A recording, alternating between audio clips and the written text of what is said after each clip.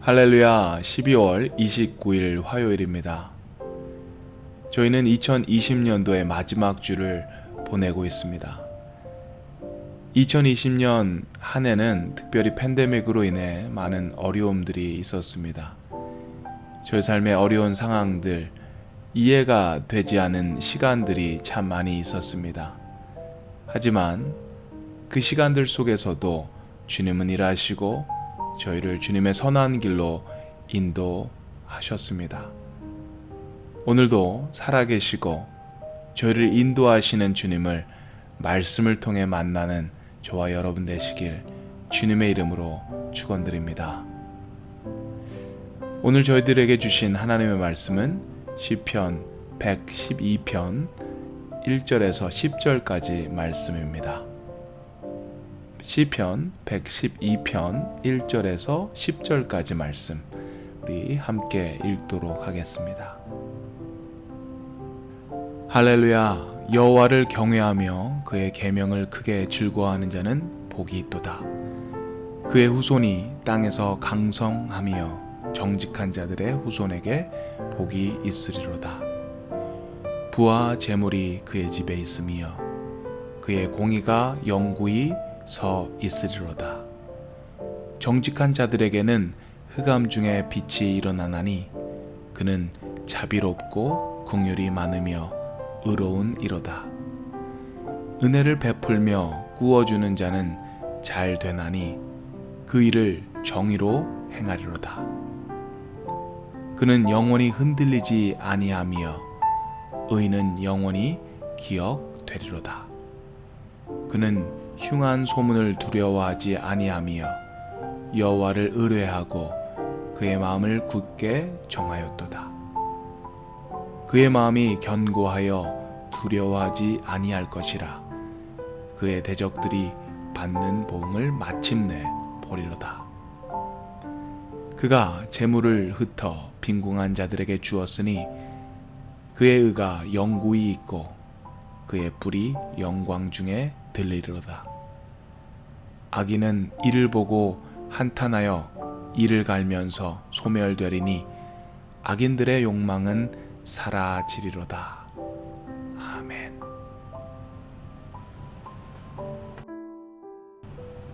오늘 시편 기자는 복 있는 사람에 대한 설명을 해주고 있습니다. 1절 말씀 함께 읽도록 하겠습니다. 할렐루야, 여호와를 경외하며 그의 계명을 크게 즐거워하는 자는 복이 있도다. 복 있는 사람의 두 가지 특징이 있는데요. 첫째는 여호와를 경외하는 것, 둘째는 하나님의 계명을 크게 즐거워하는 것입니다. 먼저 여호와를 경외한다고 할 때 이 경외의 문자적인 의미는 fear, 두려움입니다.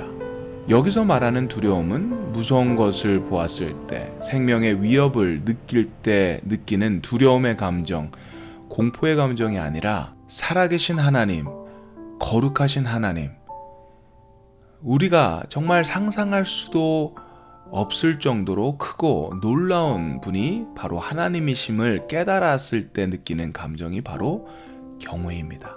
그리고 두 번째, 계명을 크게 즐거워한다고 하는데 어떻게 하는 것이 계명을 크게 즐거워하는 걸까요? 계명을 하나님께서 주셨다는 것으로 알고 진실로 믿고 또 그분의 명령이라면, 그분의 말씀이라면 무엇이든지 기쁨으로 하겠다라는 믿음이 있을 때 계명을 크게 즐거워할 수 있을 것 같습니다. 여호와를 경외하고 그의 계명을 즐거워하는 자는 복을 받는다고 합니다. 그렇다면 어떤 복을 받는지 우리 살펴보도록 하겠습니다. 2절 말씀입니다. 그의 후손이 땅에서 강성하며 정직한 자들의 후손에게 복이 있으리로다. 하나님을 경외하고 주님의 계명을 크게 즐거워할 때 우리는 우리 당대에서만 복을 받는 것이 아니라 우리 후손에게도 하나님의 복이 전해진다고 하는 것입니다. 다음 세대들도 주님의 은혜와 주님의 특별한 보호하심을 입고 살아갈 수 있다고 하는 것이죠. 우리의 삶 속에 자녀만큼 소중한 것들이 있을까요? 우리의 생명보다 귀한 존재가 바로 자녀들 아닙니까? 우리가 잘 되는 것보다 우리의 자녀가 더 잘 되길 바라는 것이 부모의 마음인 것 같습니다. 자녀가 잘 되길 원한다면, 정말 그들이 잘 살길 원한다면 우리는 이 복을 물려줄 수 있어야 합니다. 부모님이 먼저 하나님을 경외하고 부모님이 먼저 주님의 계명을 크게 즐거워할 때 이 귀한 복을 우리 사랑하는 아들, 딸들에게 물려줄 수 있습니다. 주님의 복을 물려주는 것처럼 중요한 것이 없습니다. 우리가 가진 집, 주식, 재산, 이런 물질을 물려주는 것보다 이 복을 물려주셔야 합니다. 이 귀한 복을 여러분 자녀들에게 물려줄 수 있는 저와 여러분 되시길 주님의 이름으로 축원드립니다. 하나님을 경외하는 자, 그 계명을 기뻐하는 자에게 주시는 복은 이뿐만이 아니죠. 3절 말씀 보도록 하겠습니다. 부와 재물이 그의 집에 있으며 그의 공의가 영구히 서 있으리로다. 사실 이 말씀은 하나님 믿으면 복을 받아서 재물이 많아진다, 부자가 된다, 재벌이 된다 라는 말보다 하나님을 경외하고 하나님의 계명을 크게 기뻐하는 자들에게는 하나님께서 저희들의 공급자 되어 주시겠다라는 말씀입니다. 우리에게 필요한 모든 것을 부족함 없이 공급해 주시겠다라는 약속의 말씀입니다. 네, 하나님은 우리의 아버지십니다. 우리의 공급자십니다. 우리가 삶에 필요한 것들에 대해서 하나님은 분명히 책임져 주시는 분이십니다. 4절 말씀입니다.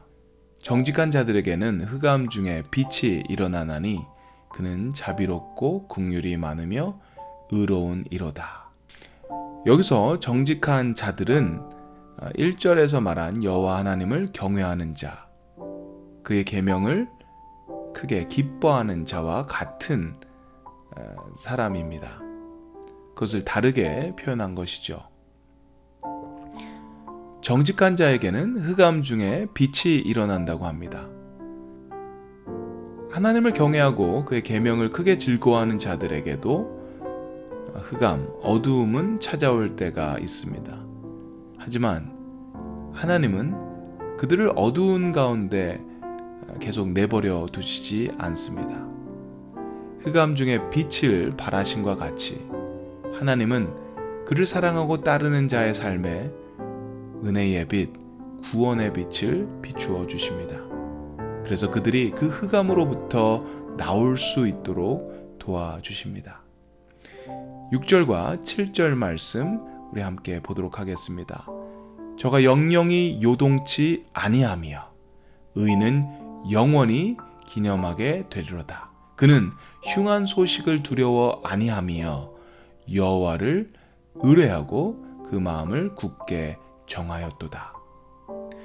여호와를 경외하는 자는 영영이 요동치 아니한다고 합니다. 흉한 소식이 들려와도 하나님을 의뢰하고 있기 때문에 두려워하지 않는다고 합니다. 하나님을 경외하는 자는 어떤 고난 가운데에서도 담대할 수 있습니다. 8절 말씀을 보면 그 마음이 견고하여 두려워 아니할 것이라고 말씀했습니다. 하나님을 믿으니 마음이 견고하고 그래서 두려워하지 않는다는 것입니다. 사랑하는 성도 여러분, 여호와 하나님을 사랑하고 그분을 존경하고 그분의 말씀을 즐거워할 때 주님은 이런 복을 주신다고 분명히 이야기하셨습니다. 저와 여러분 모두 이 귀한 복들을 풍성히 누리시기를 바랍니다. 우리 함께 기도하겠습니다. 사랑의 하나님, 주님을 경외하고 주님의 계명을 지키는 것이 우리에게 주어진 무거운 짐, 어려운 숙제가 아닌 저희들을 복주기 위한 하나님의 선물, 하나님의 은혜임을 다시 한번 깨닫습니다. 주님께서 저희의 공급자 되셔서 저희의 필요에 따라 부족함 없이 채워주시는 분임을 고백합니다. 어려운 시간에, 고난의 시간에 처해 있을 때에도 우리를 구원해 주시는 구원자이심을 고백합니다.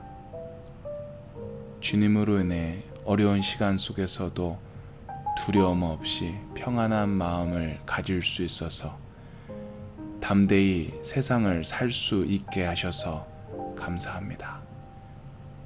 주님이 주시는 이 귀한 복들을 저희들이 풍성히 누리게 하시옵소서. 저와 제 이웃들 그리고 사랑하는 자녀들에게도 이 귀한 복들이 흘러갈 수 있도록 주님 인도하여 주시옵소서. 감사드리며 예수 그리스도의 이름으로 기도드립니다. 아멘.